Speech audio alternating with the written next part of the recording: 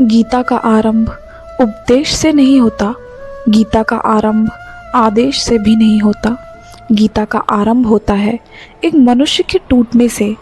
अर्जुन कोई साधारण व्यक्ति नहीं है, वह वीर हैं, धर्मज्ञ हैं, शास्त्र जानते हैं, फिर भी युद्ध भूमि में खड़े होकर उनका मन उत्तर नहीं दे पा रहा है। यही वह क्षण है जहाँ गीता जन्म लेती है। इस श्लोक में कोई उपदेश नहीं है, कोई शिक्षा नहीं है। यह श्लोक केवल दृश्य प्रस्तुत करता है। अर्जुन शोक से व्याकुल हैं, उनकी आंखें आंसुओं से भरी हैं, वह मौन है।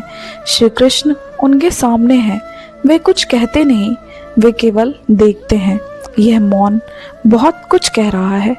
अर्जुन का मौन डर नहीं है, यह कायरता नहीं है, यह उस मनुष्य की स्थिति है जो भीतर से दो भागों में बंट गया है। एक ओर उनका कर्तव्य है, दूसरी ओर उनका हृदय।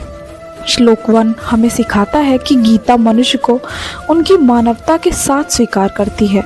श्री कृष्ण तुरंत बोलते नहीं हैं, वे अर्जुन को रोकते नहीं हैं, वे उसे पूरा टूटने देते हैं, क्योंकि अधूरा टूटना अधूरा ज्ञान देता है। यह श्लोक बताता है कि सच्चा गुरु पहले सुनता है फिर बोलता है।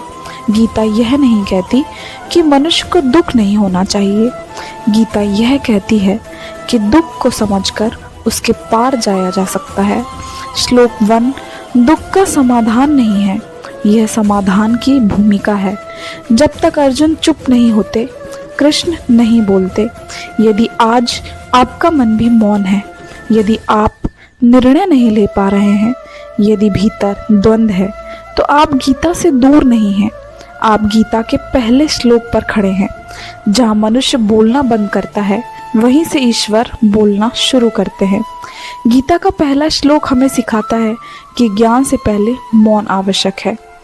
संजय कहते हैं, जब अर्जुन इस प्रकार दुख से भरा हुआ था, उनकी आंखों में आंसू थे और उनका मन पूरी तरह व्याकुल हो चुका था, तब श्री कृष्ण ने करुणा और स्नेह से भरे हुए शब्दों में उनसे बात करना प्रारंभ किया। अब हम आपको मिलते हैं श्लोक 2 में।